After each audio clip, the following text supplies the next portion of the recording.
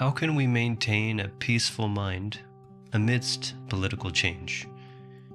If you're interested, keep watching. Based on my recent conversations with friends and clients, and based on what I've seen of social media posts, as well as news media reports, people's reactions to the recent US presidential election results are very mixed, as you know. And many of these responses are quite extreme. Some people are terribly worried what will happen when the US president takes office. Other people are thrilled and filled with expectation based on the promises that the president-elect has made. Some people are concerned with the fall of democracy and the overturning of society as a whole.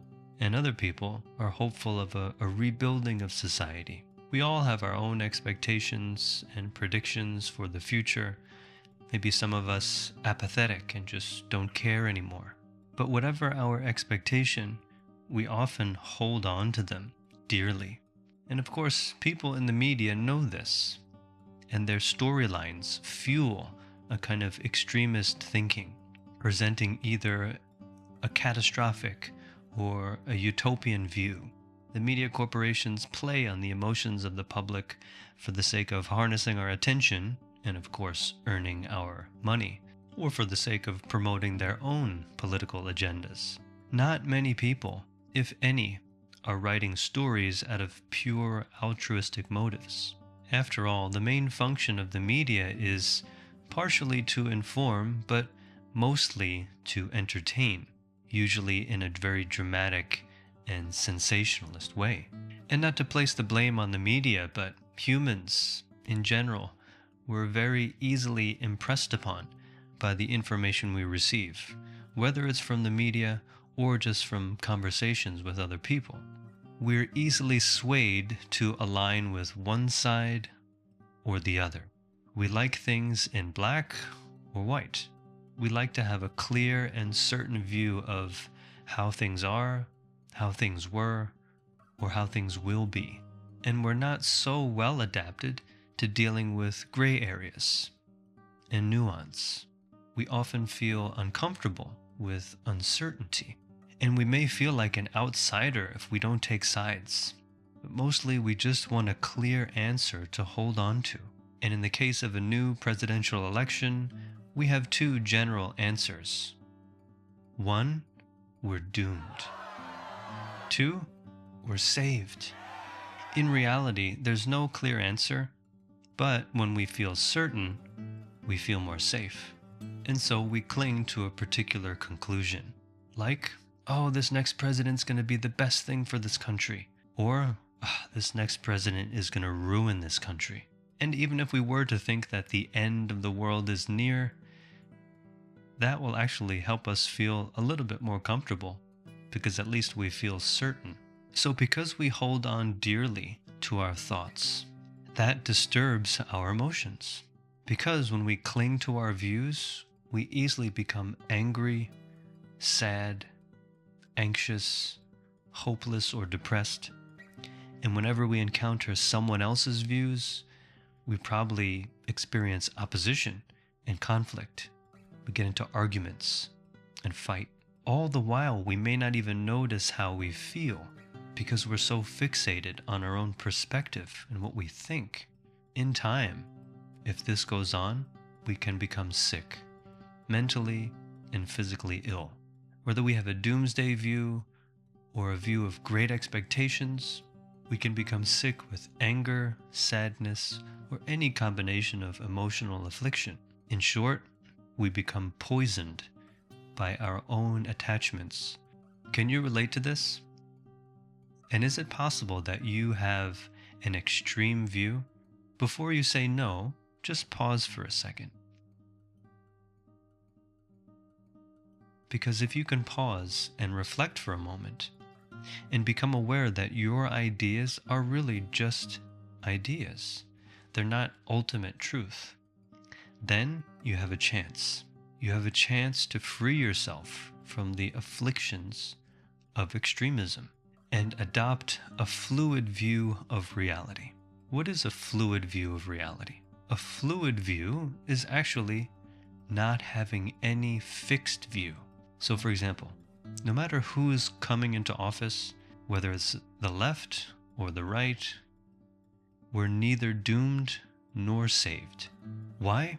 Because we all still have to go about living our lives and taking responsibility for our own actions. And if we see problems with our leaders, well, we can do something about it.